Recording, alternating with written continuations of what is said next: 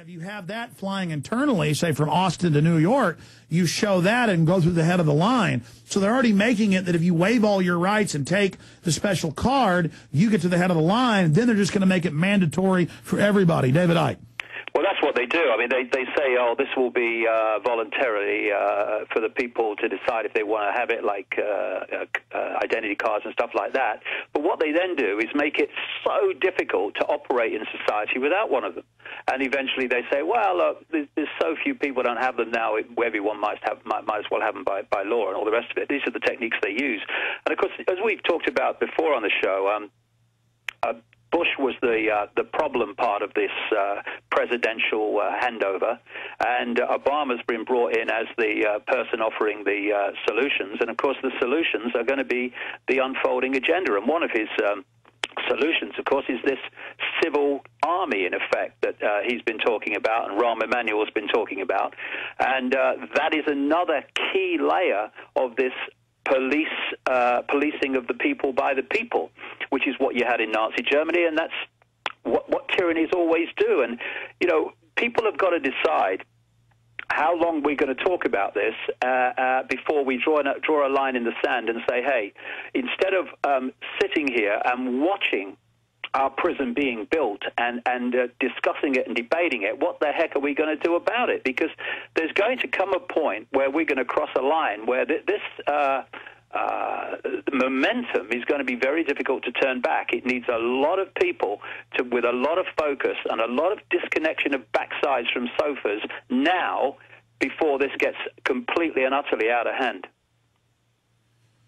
Well, David Icke, I heartily agree with you, and we're going to talk about a host of issues today.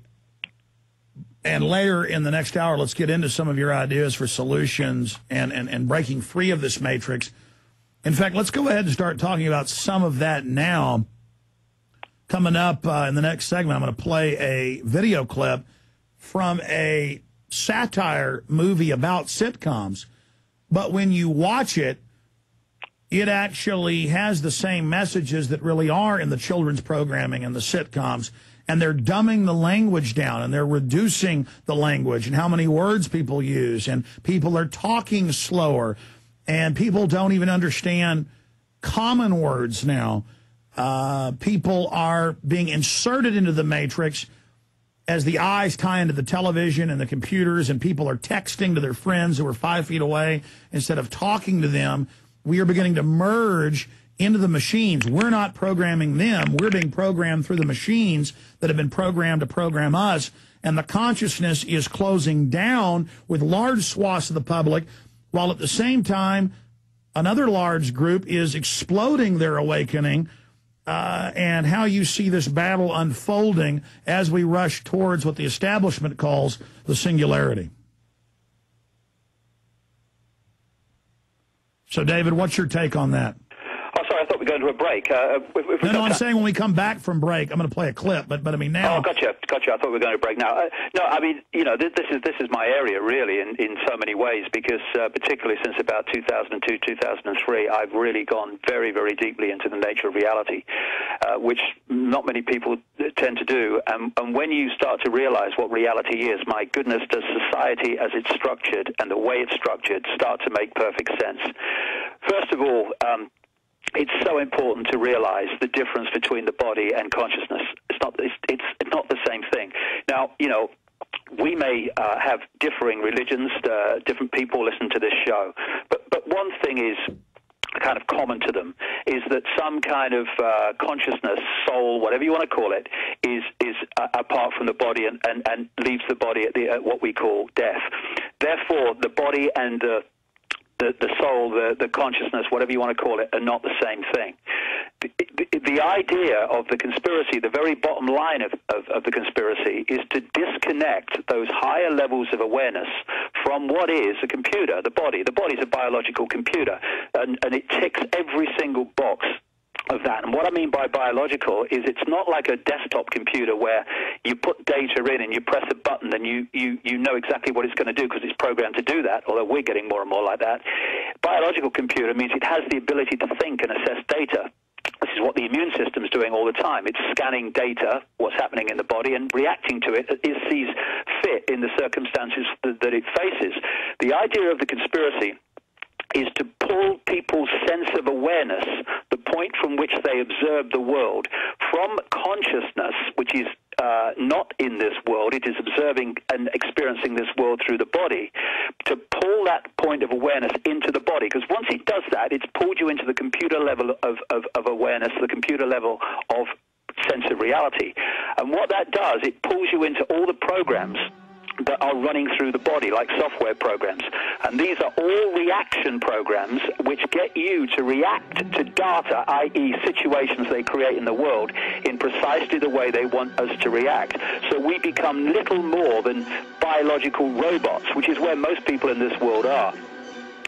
More and more, I mean, I've always known this concept to be true. This, the scientists and mind warfare experts say it themselves, but now I'm consciously really realizing it. Stay with us. Do you understand how dark it is? How far down the line we are? How late it is? Got David Icke with us for another hour and 35 minutes. And what David here is talking about is so important. When you're in a view kind of above yourself, outside the world, realizing that this is a biological Earth suit, and that the system knows how to program it with hormones and drugs and war and feedback and sex.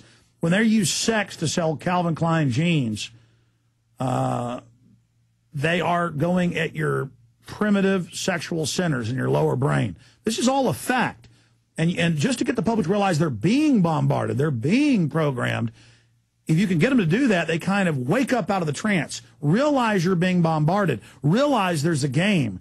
I mean, I don't know how to quantify this, David, but to me, you talk about being outside, of the body consciousness or whatever. I mean, to me, the term I would use is just realize that you are being bombarded with data. Realize that there is a manipulation going on. Knowing is half the battle. Well, see, this is so important. I'll give you an example. In my talks, I put some pictures on the screen, which are subliminal advertisements. And most people, the vast majority of people, can't see them because that's what subliminal is, below threshold. The conscious mind doesn't see them, which the conscious mind actually sees very little compared with what actually is in front of it. The subconscious mind, however, picks it all up and affects the person's reality without them realizing it by the message that's been passed through the subliminal image. And then I will put the picture back up again a few minutes later, and this is the same with all subliminals. The first thing you see, once it's been pointed out earlier, when you see the picture again, is the subliminal. So when people start to, this is why this area is so important.